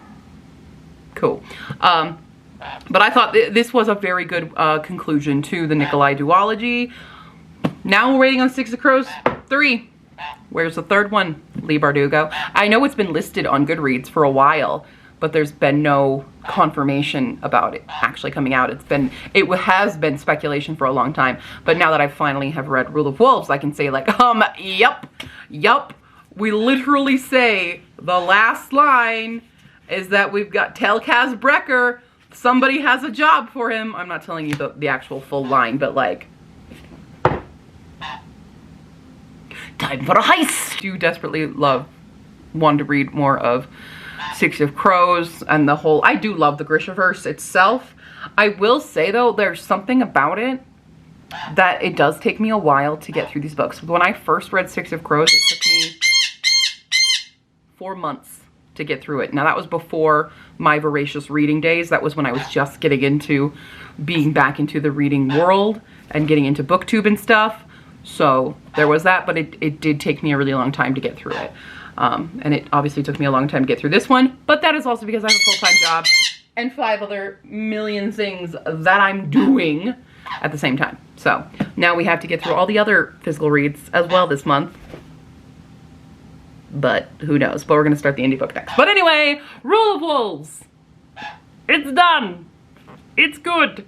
Yay. Yay. Good morning. Hi. It is the final day of my lifetime. It's the final day. Yay. October 23rd. Also, I finished the book yesterday. I'll do a review later because I don't have the book with me to show you. But I forgot to do the review because I stayed up listening to it. But I did finish Rule of Wolves. Ooh. Finally. I finally finished. I bet you have thoughts. It took me 19 days to read that book. Wow. I'm ashamed of myself. And I started reading the indie book of the month as well, which is on my phone. What is the indie book of the month? It is called The Stone of Destiny by Caroline Logan. I've had it on like my indie book list for years. Years. I've read 1 chapter and not too bad for a first chapter. It's a little gruesome. There you go. Yeah, we start with a character literally chopping up a deer, but Oh dear. she's also a changeling apparently. Ooh. So she's been cast out, so that's how she survives, you know. Yeah. Gotta do what you gotta do for that protein. This resealable bag isn't very resealable when the zipper. Kids having problems this morning. Yeah, we all are. Let's be honest. Here's hoping more sales. And I'm gonna walk out of here with a lot of, right. This is gonna be like a month later. Right. Time travel and come buy your books. Yes. We have online shops though. Right, that's true. I'm gonna walk out of here with a bunch more books. So I gotta get more books here. I have already. I gotta more books down there. Already I gotta walked get more out books right there. with so many books. Yeah. All the books. Yeah. Not all the books, but quite a few. I plan, like a lot of people here I do already own their books. Right. Yeah. Which is cool. Like I have the Matilda down there. I've got, you know, obviously I have the first 3 of East Side Joker's Wild. I gotta get the next ones. I've got some of Kendra's and I gotta get more of those. I gotta get more of Amy's. So I had her fur. Yeah. And then gotta peruse. And also go to the vendor room. I also bid on stuff. I almost forgot I bid on stuff in the art auction. Oh, bid. I was like, wow, Arr. apparently we mark things differently now. I've always been a biter. Just like the corner of the book is a little teeth mark, and they're like, this one's reserved. Mine. That's the new thing. Instead of doing a fingerprint, you do the bite mark. That's Yeah. because it's a way of identification, Yeah. right? I mean, people can steal your identity with credit cards so much easier than they can steal your teeth prints. So, it's the I'm future just people. ahead of the game. Yes. Yeah, just thinking ahead. But yeah, I gotta go check and see if I won those. Yeah. Yeah. What'd you bid on? I bid on a bunch of the ceramic stuff. So there's the Bilbo's writing desk. Ooh, There's that's Samwise's spice set. And The spice another, must go. there's 2 writing sets that I bid on. Because I'm like, oh, I'll probably only get one of them. But Watch it, yeah. watch I get them all. You know. I mean, if people aren't spending money like they usually do. Yeah. But it was a really low bid for something that's really extravagant. That's true. Right. So I am fingers This could crossed. get very exciting. I'm gonna have to check on the other bids today and see how that goes. Maybe go bid on some more stuff because there's some really fancy dice there, and I met the dice lady. So The dice lady. the dice lady. Because she has some liquid core dice as well. And I'm like, oh, that's cool. I am too poor. And then, you know, I have to resist myself from spending $300 on the Book of the Dead. I mean, like you do. But like, You're probably not the only one. that temptation, yo, is strong. Okay, well, I'm gonna read, and you're gonna work on I'm working on homework. homework. Because apparently all the big assignments I have this semester are due Monday. Of course. That's tomorrow, right? Yeah. Yeah, okay, cool. I'll leave you to it then. Yeah. June and Sadie. June and Sadie fan art. Too much respect, I'm trying to offset. Oh my god, that is amazing. It was not honored. originally intended to be fan art, but then it turned into.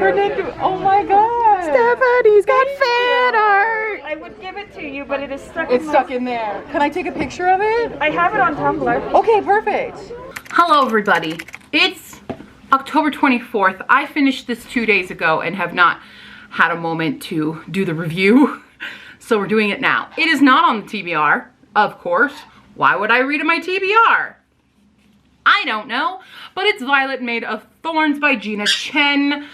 This is the first, I believe, in a duology. I thought it was a standalone going in. It's definitely not, and there is a sequel planned. It does not have a title yet, though. It comes out next year. But I loved this. I didn't have many expectations going in. I kind of forgot what it was about.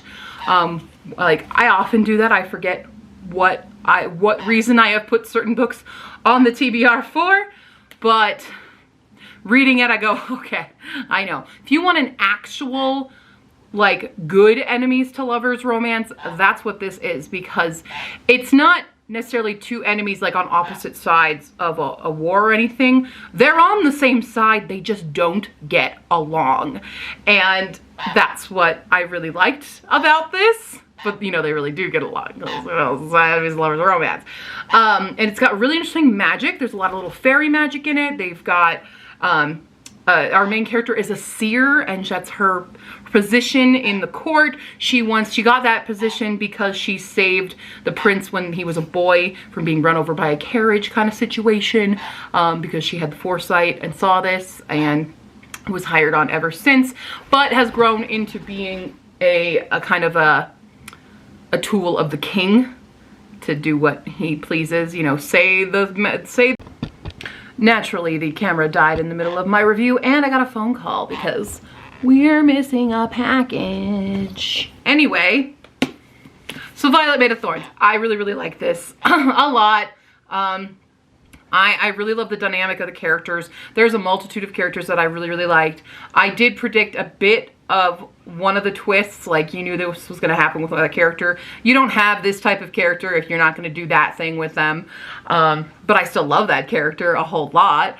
I really ended up liking most, if not all of the characters, at least in their character creation. Obviously not all of them are great people, but a lot of them are very well-crafted characters. And I think this is also her debut novel, and for a debut, I'm gonna say this was pretty freaking good. I think I ended up giving it 4.5 stars. Yeah, it was just really, really good. I am definitely looking forward to the sequel and seeing where this actually ends up. I think I took away half star just because I kind of wanted a bit better of a resolution between our two main characters in the end, but you know, if we're gonna have a sequel, we'll probably have a bit better of a time there to get us to the conclusion that we need, obviously, because it's not concluded. But this does stand well on its own. I will say, you do have this full story that does complete itself. It leaves it in a spot where even if it didn't have a sequel, it still would be fine, but we're left with a couple questions and a couple uncertainties at the end that it's like, yes, give us a sequel. So even if you're hesitant about starting series, this one can read pretty well as a standalone. I will say that, because I know for some people series it's too much. Even a duology can be too much for some people, but this one's only a duology, and it's a pretty quick read, and the audiobook's read by Emily Wu Zeller, so if you like her voice, I really like her voice. She did a really good job with this. Okay, I have so much other stuff to be doing right now, but that's that one. Stay tuned for more, because we are scrambling to finish this TBR this month, along with everything else. So what else is new? Oh, wow, I look super fun. Hello. Please ignore all the weird braids in my hair. I just want to have wavy hair tomorrow. So I braided my hair a bunch. I finished 2 books today. What's we're talking about? It's October 25th. October 25th, we finished 2 books on the TBR. We did it. We finished Pride and Premeditation by Tirzah Price. I enjoyed this. This is kind of like saying, hey, let's take characters from Pride and Prejudice and throw them in an Agatha Christie murder mystery kind of thing. And it's fine for what it is. However, there were some liberties taken with characterization and relationships, like Catherine de Bourgh is no longer Darcy's aunt, which I found weird. We don't even get a Jane Bingley thing going on here at all. We don't even have a first proposal scene, which are like iconic moments of Pride and Prejudice. So don't go into this book thinking you're going to get an actual Pride and Prejudice retelling. You are getting these characters put into a whole other situation. Yeah, even like somewhat of the dynamic between even Lizzie and her dad, I didn't quite believe, because, well, I mean, I believed it, but like, that's not Lizzie and her dad, you know, that's weird. So it took a lot of liberties in the characterizations of characters that we know and love. However, it was still really fun. I still enjoyed it. It made villains of characters who are more nuisances than anything, or characters that aren't villains at all, and making them much more villainous, which I found was interesting. I'm curious to see in the next book, which is Sense and Second Degree Murder, how if the building we've done in this will carry over, if we're going to have this kind of villainous character, the overarching villain character, is that going to play into the next one? Are they going to be connected, or are they all going to be kind of standalones within this retelling series? I don't know. I will have to read it, but I do not own the sequel yet. Would love to. But there's also the third one, which is Manslaughter Park. So all fun kind of things like this. But it was fun. It was fun. It was a fun, good time, but takes a lot of Pride and Prejudice liberties, I will say. So, anyway, so that book was my Jane Austen retelling. Oh god. Other book we finished is the indie book of the month, which was The Stone of Destiny by Caroline Logan. Cover right here. There it is. I thoroughly enjoyed this. I really, really, really enjoyed this. I enjoyed this a lot more than I thought I would. I had it on my TBR for a few years now, and I just hadn't been able to get to it. I read it as an ebook, because, you know, that's how we're allowing ourselves to do ebooks, even though I usually struggle with them. I really liked this. I liked the characters. It stars a character who is kind of abandoned from society because they think that she is a changeling. She has this big birthmark on her face, and they think that she is a changeling. Her mother is dead. They blame her for it. They took away her brother, who I am assuming will come into play at some point. He did not come into play into this, but she meets a Selkie brother and sister and goes into shenanigans with them, goes on an epic adventure, and has all these secrets about what's going on, and they're trying to recover the Stone of Destiny for the new king of the land. And it had really good, like, bones. It's good bones in the book for what, because it's going to be like it's a 4-book series, I think. And I think this book does a really good good method of setting up the world building, setting up our characters for where we're going to grow into.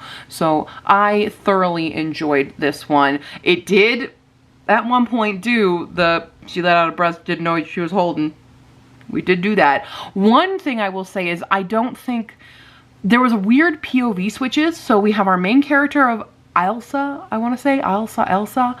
It's all Scottish, by the way, so I really don't know the pronunciations. And then there is also Prince Angus, who's our iconic gay prince. We love him. And so it occasionally switched to his POV at rare moments, which yes, it was a good switch because I liked seeing that. But it felt inconsistent in the narrative because we're mostly in Elsa's POV. We don't get Harris's POV all that often. Did we get Harris's POV? We didn't get Iona's POV at all. It just like would oddly switch to Angus at some points. I don't think it actually switched to Harris, who is our Selkie. Fun, flirty character, very fun character. So it was a little inconsistent. It was a little unbalanced POV wise. So if we had maybe built up those POVs beforehand, it wouldn't have been such a weird, like, wait, why am I reading Angus's POV moment? And then they're short too. They're very short chapters. So it was a weird little thing. But besides that, thoroughly enjoyed this. Really loved the world. There were a lot of moments where it's like, we're going to introduce this random Scottish creature just for the fun of it. Let's throw a little bit. So it was a little bit like, check off your list of all these Scottish cryptids, but it was still fun and still fine, so I don't really mind that too much. I did think they were on like this really time dependent journey, and there was a bit of time where we took a little too many breaks to have fun and kind of grow the relationships between the characters. Again, they were fun, so I don't mind, but from a narrative perspective, I think they were unnecessary.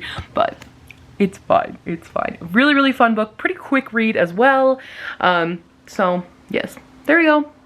I really want to read the next ones though, but I can't. So we are chugging along with this TBR. How many more do we have left? We still have so many more left for physical reads, but I'm going to try to persevere along with writing, along with video editing.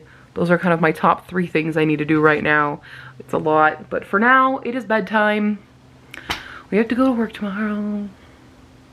It would be a lot easier if I didn't have to go into work all week and like possibly for the foreseeable future, which is very stressful for me right now because the drive time alone is a nightmare and takes more time out of my day than anything. So I'm a little bit stressed on that note, but okay. Good night. Hello, everybody. It's fine. It is October 26th and we have finished another book today on the TBR, and on 22 Books of 2022 we have finished reading The Merchant of Death by DJ MacHale. This is book 1 in Pendragon. This book was one of the books that Fee, actually this is the final book that Fee put on 22 Books of 2022 when we played our game. If you don't know that, go check out the old Litmus videos. And yeah, this is this. Here's the thing. This cover screams middle grade. It is YA. However, I'm going to say this is juvenile. This is very young. I mean, this was like, what, 2002 or something? Very old school YA, when YA was YA. And not now YA, but really it's new adult, but new adult's not a thing in the publishing world, so we're just going to call this very wide range of content all young adult. So this is very young adult, super young adult. And the audiobook narrator does a great job of being the voice for this. I really believed it. Overall, I believe it's William Dufresne, I think is what the name is. However, I didn't really enjoy it very much. Because it's not for me. When I was younger, maybe I would have liked this. Like as a 13-year-old reading it, I might have enjoyed this. I don't enjoy this as a 35-year-old woman. I also really don't enjoy all the fat shaming that was in this. There's a massive part that just goes on and on and on, fat shaming the villain in here, or a villain, not the villain, but a villainous character. And it just, it's a woman who is fat, and it's just, the character of Bobby is just completely distracted by the fatness. And every time we talk about this character, he can't do anything but talk about that. And it really just made you think this is what the author thinks of fat people, as stupid, gluttonous slobs, ignorant idiots. That's what is portrayed, because there was no reason for it to go on as long as it did, and it went on for freaking ever. It was like, yes, we get it. She's fat and he thinks it's gross. Let's go to another page now. Oh, there's more on that page. Okay. So yeah, it was a lot. It was quite a lot of that. I didn't really care too much about any of the characters though, to be honest. I really didn't like, there's this final trope that they do in how the parents are handled, and it's not a trope I'm a fan of. I'm not a fan of the trope of just don't tell the main character anything, but they're the chosen one. And you don't tell them absolutely anything. Raise them in ignorance. I'm not a fan of that trope very much.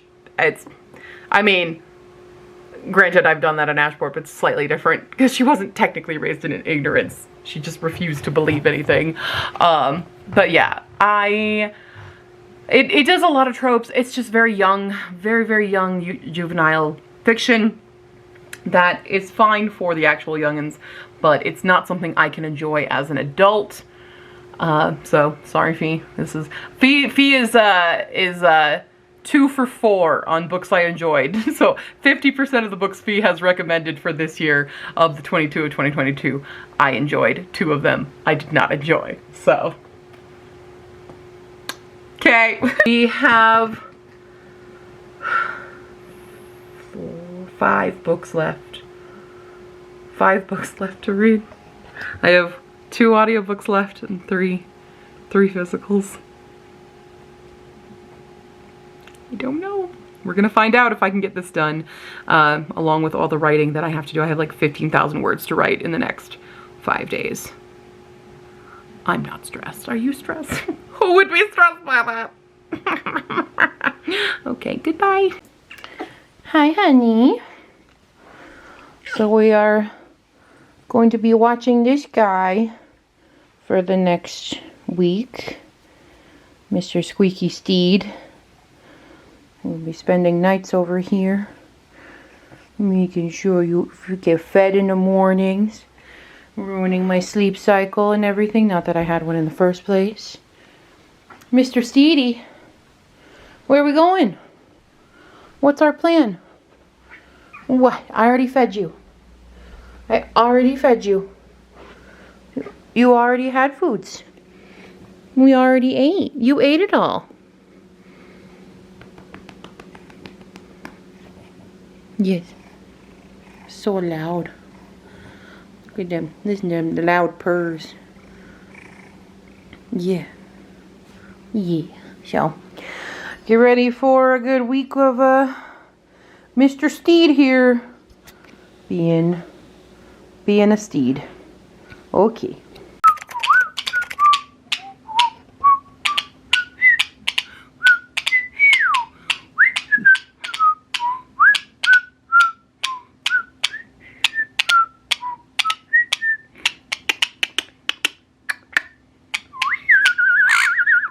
Hello, I'm home. I'm home now. This is what it's like when I just get home. We're very talkative. You have to tell me all about my day. All about her day. So what else did you do? What else did you do? You did that? Really? What else? Did you do anything? Were you sleepies? Was it sleepy babies? You were? You didn't do anything else? You didn't dance or eat or anything? Well, I'm sure you ate because I can see your food bowl. Nothing else? Nothing else. Nothing else. Nothing else to report. Oh, what? You defended the house from robbers? Oh, real aliens? Really? That's rather exciting then. Yeah. Well, thank you for being a good guard bird. Hello. It is October 27th. We finished another book. We finished listening to The Book Charmer by Karen Hawkins. This I almost unhauled, and honestly, I probably could have unhauled it. It was fine. It was fine. This was my literary pick, I believe was the card that I got. Ugh, I can't get the card out. Yes, my literary, and it's mildly literary. It's a contemporary, and there's a slight bit of romance in it, but really not. And I kind of almost wish that they had left that subplot completely out, because it didn't really fit the story and you don't really get any satisfaction out of it.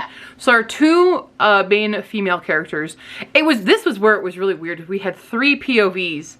I didn't even realize we had a male POV. So when suddenly I'm listening to the audiobook and suddenly it changed to a dude, I was like, ugh. Because I thought we were just gonna have Sarah and Grace, because there's no mention of Trav on the back here, which is why I thought that was a bit misleading there. So Grace has moved to Dove Pond with her foster mother, who is having dementia, and she also has her niece, who she is now guardian of because her sister up and left, and then also died of an addiction. And so now she is the guardian there, and she's very strained and uptight. We have Sarah Dove, who is the book charmer. She hears books and they tell her where they need to go, basically.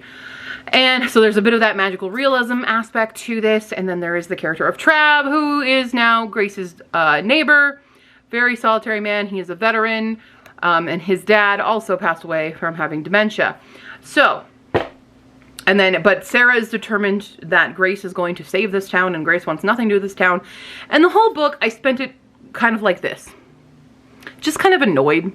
And like, if a book makes my crinkle lines here worse, it's fine. I get why some people would like this. I get that it is also kicking off a big series. I think it's going to go over every single Dove sister.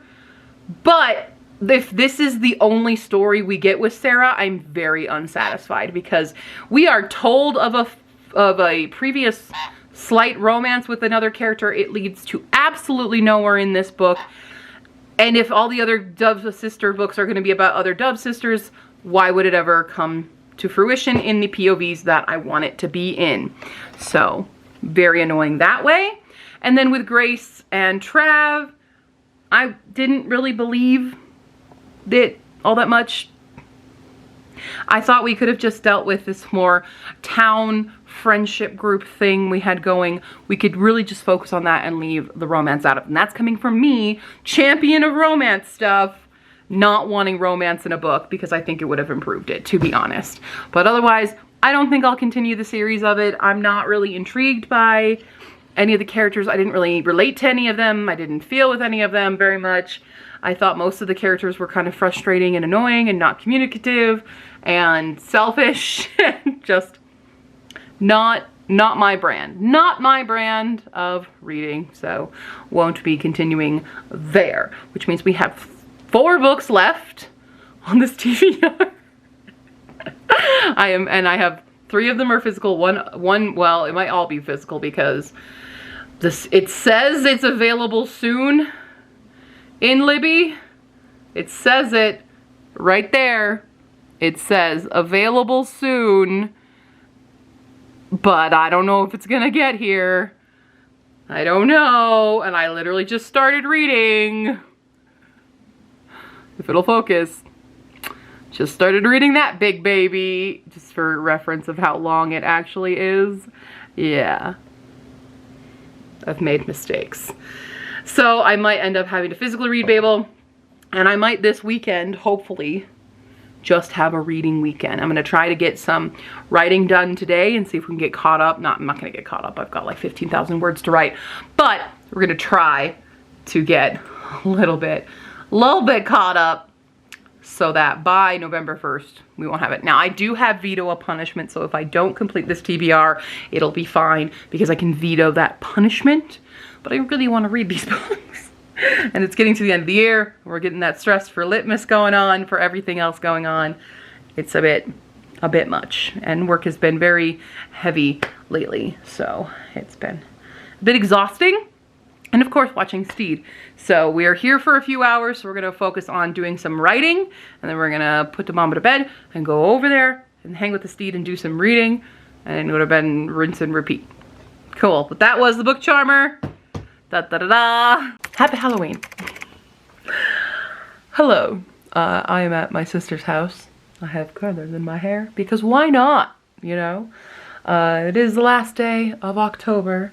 I have stayed up too late finishing some books. but I did not complete the TBR this month. I am 2 books short. I did not complete Wicked Like a Wildfire or The Library of Fates, you know, the 2 priority reads that if I don't read them, I have to unhaul. Whoops. So we will attempt to put those on November's TBR, even though November's TBR is also big. Did you want to say anything, sir? Did you have an opinion about how Babel ended? Because you were listening with me. Okay, bye. So first off, before we talk about Babel, because I know that's what everybody here really wants to hear, I finished reading Very Sincerely Yours by Kerry Winfrey. This was a delightful contemporary romance. I'm sorry, why it's so fuzzy all of a sudden. Also, I'm having a really bad reaction to Steed, because I am mildly allergic to cats, and this eye's gonna be red by the end of this. Anyway, so Very Sincerely Yours, very cute contemporary romance. It is about a girl who I related to a hell of a lot. Her name is Teddy, or Theodora, and she works at a vintage toy store, and I'm gonna sneeze. She, at the beginning of this book, is dating this guy who is a dick and basically controlling every aspect of her life, and she's more of a servant than a girlfriend. And he dumps her, and she doesn't have a place to live. He literally kind of kicks her out. So she goes to her friends to live with them, and they decide that she's gonna do Teddy time to kind of revamp her life, because she does not know what she wants to do with her life. She is almost 30, or is 30, and doesn't know what she wants to do with her life, and is very lost, and I relate hard to that with how much my life has put me through a roller coaster of like career paths and stuff, and I still don't really know how it will end up for me, and I'm 35, so so they tell her to do Teddy time and do one thing a day that scares her. And so the one thing she does that very first day is email the host of this television show, this children's television show called Everett's Place. It's kind of like a Mr. Rogers type show, but she loves watching it, and a lot of like moms love it because he's super hot apparently. But she really likes how he talks to the kids and makes them, you know, feel like real people and not just like condescending talking to them. So she really enjoys that, and she kind of drunkenly emails him, kind of bearing her soul to him, and they become pen pals. And we also have Everett's POV in this, and he's 100% focused on his work, on making the show the best thing ever. It is just like his show locally, but he has potential for the Imagination Network to pick up his show and make it something even huger. But all the people in his life would not go with him because it would cause him to go to New York. And he also has this feeling of something missing in his life and not understanding what it is. But he also doesn't understand why no one else is as dedicated to the show as him. So he's has a bit of selfishness in that sense, but he's still like a really great friend and really does care about people and was really in touch with his feelings and stuff. So they create this kind of pen pal email relationship, and then end up meeting in real life and have a few fun guffawy moments. I literally did laugh out loud a few times in this book, and I also almost cried in this book because of a very emotional scene with Teddy and her boss, who was delightful as well. But I really liked this. I am giving this 5 stars. I did also really love the cameo, because I didn't realize we were still kind of in the universe of Waiting for Tom Hanks, but we see the characters who are in the sequel more so, not like the movies of Chloe and Nick. We get a cameo from them, and I was like, hey! So it's not important for you to read Not Like the Movies or Waiting for Tom Hanks, but if you have, it's kind of a little nice little sprinkle in for you that I thoroughly enjoyed. But I really like this. I like where it ended up as well, because there's no real conclusion to their individual stories. Like, you still don't actually know how it's going to end up for her. She still hasn't really found who she is by the end of it, which I really appreciated, because as someone who's 35 and is just having a kind of a day job that's not my passion in life, it's just something to kind of pay the bills, whereas I have different hobbies that are passions, but I might never be able to make something out of them. I liked that. I feel like I'm an amalgamation of both Teddy and Everett in that sense, so I felt kind of seen in this book. It was really nice, and And it didn't have like raunchy, steamy scenes, which I know a lot of people want in their contemporary romance. This is much tame. It's fade to black stuff, which I appreciated. And I just really, really, really loved this. Really great. Now we gotta talk about the most anticipated read of the year. This fucker. This bastard of a book. I have a love-hate relationship with R.F. Kuang now. I already had this for the Poppy War. This book is... It is a linguist's dream fantasy book because I, as someone who has a linguistics degree, really loved all of the language talk in here and translation talk and stuff. As someone who was trying to be a translator, this was a perfect read for me in that sense. But it was also one of the most heart-wrenching, heavy books that I've read. And it has so many heavy topics, like have some fair warning going into this, because there is all kinds of abuse. There is oppression. That's the word. I'm like, what word am I looking for here? There's a lot of oppressive things that happen. There is a lot of gruesome murders and stuff that happen. There is just heart-wrenching moments. There's characters that I want to murder who don't end up dead in this, that I'm like, you absolute disgusting human being, how dare you. And it is such, it's weird, it's interesting, not weird, it's interesting because, so this is a historical fantasy, right? It's set in like 1863, I want to say, I don't remember. It's 1800s, you know, and talks about like how it's British Empire and their oppression on several countries taking in kids to be these translators, to work this silver work, because there's a lot of cool fantasy in this, but also the damage that the British Empire does to their homelands and the struggle for their own identities as they've been taken at a young age to live in England, but they will never fit in with England because their skin is not white, but they don't necessarily fit in back home either because they've been so affected by, you know, change to acclimate. The battery is going to die and I don't have enough time to talk about Babel, but holy crap, read this book, guys.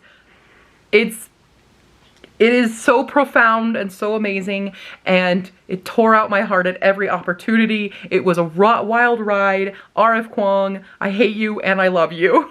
Okay, okay, I really don't have any battery time. I keep hitting the button hoping it's going to record some. So anyways, that's it. That's it for the October vlog. I'll talk more about Babel on a live stream if you want me to, but comments down below, Facebook, Tumblr, Twitter, all that jazz. See you next time, cuties. Bye!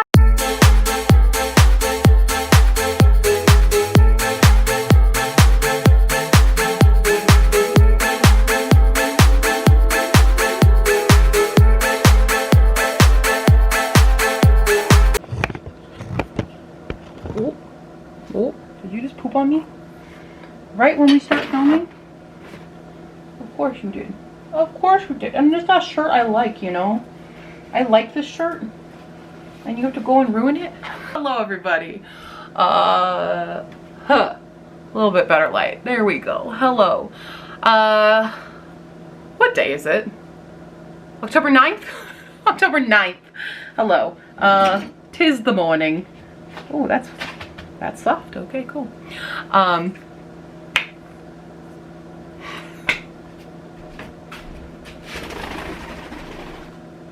Cut! You have to keep pooping on me like all the time right now? That's a lot of poop that's come out of you today. I'm just saying.